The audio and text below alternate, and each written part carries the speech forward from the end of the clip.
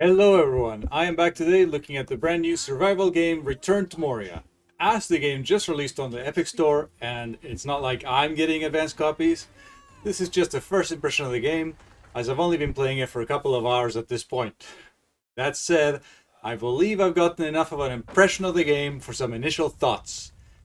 This is not intended to do more than inform you on whether this is a game you might find interesting or not, depending on what you like to play. If you want to know more about Moria, please don't hesitate to like and subscribe. So first of all, I'm happy to say that overall my impression has been very positive, which frankly surprised me. In this day of bad day one releases, I was fully ready to be completely disappointed in Moria. But so far, I have to say I am pretty pleased. First of all, you can tell by just spending time with the game that the developers love the source material.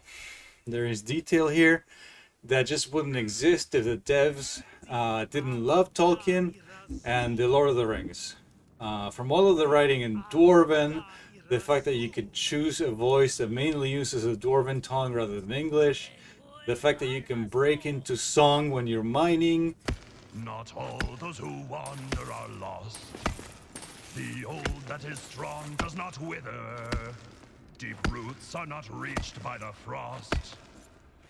This all speaks to an understanding, a love, and a respect for the source material.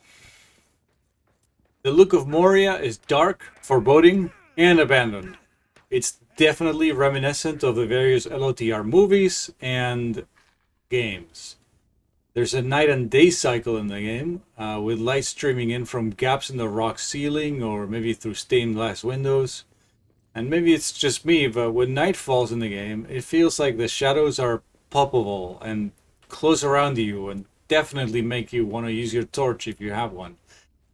At night, encounters with goblins and wolves seem to be more common than during the day. And it definitely was encouraging me to go back to the camp and sleep through the night. The premise of the game is that after the One Ring is destroyed and the Fourth Age has begun, Gimli organizes an expedition to reopen Moria. Upon arriving, they find that the Gate of Durin cannot be opened in the normal way for some reason. While they're trying more explosive means to open the gate, your character is accidentally thrust into a cavern below where the expedition is gathering. At this point, the game has you create your character and the game proper starts. The emphasis of the game is exploration, with at least the initial goal being to try to get back to your expedition. But it quickly becomes apparent that there is no easy way out, and you're going to have to establish an initial camp and get to work restoring an old abandoned campsite. And based on what you find along the way, as well as a helpful talking raven, of course, your character sets some goals for himself with approximate locations of interest marked on the map. This all makes sense because, the dwarves are the ones that built Moria. They have stories and books written about it, and they kind of know where things are, maybe even from memory for some of them. So it makes some sense that, based on what he sees around himself, he'd be able to say, oh yeah, I think the gate is over this way. And that's kind of what happens. So it's great. There is combat, of course. Combat seems competent enough. I would say it's nothing amazing, but it's fun to do. It's not frustrating, and you basically do what you're trying to do. There's a lock-on system. You attack with your left mouse button and block with your right. If you have a shield equipped and you attack while you're blocking, you perform a nice little shield slam that will send goblins to the ground. You pretty much have to use that move all the time if you're facing goblins, because there's going to be like 10 to 12 goblins. The AI is smart enough to try to flank you once you're locked onto an opponent, so you have to be wary of that tactic, because the goblins will absolutely try to get behind you. At night, goblins will sometimes lay siege to your camp, and possibly they do this to other camps if you have more than one. I'm not sure yet. You do get a warning when it's happening, and it tells you what camp they're attacking.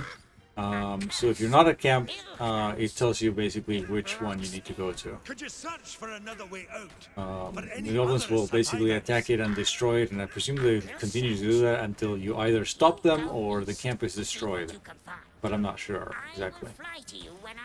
You can find many different types of food in the game, and as you find the ingredients, you unlock new recipes that you can cook. The food can be crafted at a hearth. You can either build one where you are, or you just take it back to your base, where you can build a sort of a higher quality hearth.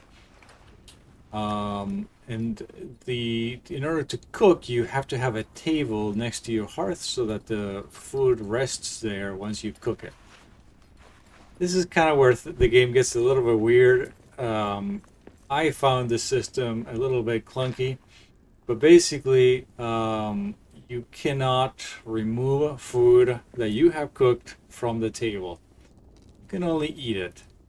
So you can't say cook 8 or 9 soups and then put those in your inventory and carry them around for when you need them. You have to leave them all at the table and come back and eat them as you need them. So it keeps you coming back to the camp to eat food, prepared food. If you want to eat food on the road, if you will, it seems like you have to just eat the raw ingredients, which only restores your hunger. It doesn't seem like the raw ingredients will restore your health. Maybe I'm missing something and there's a way to pick it up, but it's not obvious. The other thing that's a little bit weird about the food system is that the table only allows one type of food to be cooked onto it. So say you've made 4 rations of soup, and now you want to roast some meat. The hearth won't allow you to do it because it says the soup needs to be cleared first. Possibly if you build a second table, you can get around this and have so that you have 2 tables and maybe 2 different types of food. I don't know yet. I'm gonna try this later, but so far it seems a little bit clunky. I'm not very happy with how this works. But luckily, it seems like no matter what I cook, all the food so far, maybe it's because I'm low level, restores all of my health and all of my hunger with 1 serving.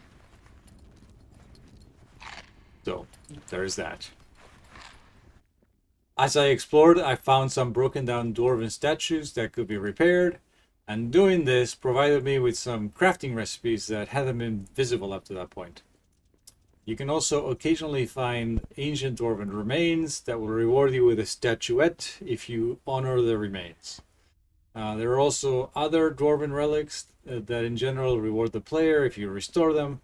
There are a number of ruined crafting equipment stands that you can see lying around the starting area. Things like giant kegs, and you can see the types of material that you need to repair them. And many of these require materials that I have not yet come across. So hopefully this is doing a really good job of showing me the things that I'll be able to build later, rather than teasing me with things that I can't build. I would hope it's not doing that. Every new thing that you do in the game gets noted down on your various notes and journals that you have available. You can access these anytime, and from what I've seen, they're all properly written in character, from the dwarf's perspective. And they really do help inform you about the world that you're in.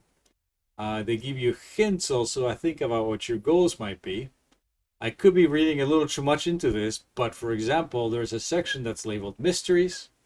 And so I, for one, would hope that finding answers to the mysteries is part of the game, right? One thing that was becoming a little bit burdensome during my playthrough, and I hope that there's an answer to this, and I've already thought of some possible answers to this, really, is that I'm finding myself spending a lot of time running back and forth between wherever I'm exploring and my initial camp, because I want to deposit the stone or the ore because I'm running out of space in my inventory, or maybe I need to eat some food because I was just in a fight and my health is low. Or maybe night is starting and I want to sleep through the night because my character is weary. But in any case, I've spent quite a bit of time already running back and forth. I feel like I have not explored really that much of Moria yet, and already I can see that I'm running around a lot to my initial camp. Um, it feels like I'm going to have to establish more camps deeper and deeper as I go. I'm not even sure that I'm going to be coming back to the starting area at all, especially if travel time is an issue like this. So we'll see. I'm not entirely sure how it's going to play out. I'm not sure that I see the point of building out a giant base if you're not going to want to run for 20 minutes to get to it, if that makes any sense. In any case, I don't know yet for sure. This is sort of early days. I haven't delved that deep into Moria yet, so I don't know if this is really something to worry about. But it is there already after 2 hours, so that might be one thing to be careful of. Is that what I'd say? In any case, all in all, my first couple of hours in the game have been great, and I cannot wait to get back. Frankly, I'm a little upset that I had to stop playing to record this. Man, the things I do for you guys. Okay, no, I'm just kidding. Actually, I couldn't wait. I couldn't wait to make this video because I was like, oh my god, this game is good. I need to tell people. Anyways, please let me know if you're thinking of getting the game or if you're going to wait to hear whether the game stays good after you play for more than 2 hours. I'm curious about what you think. Thanks again for watching. Don't forget to like and subscribe, and I'll see you guys on the next one.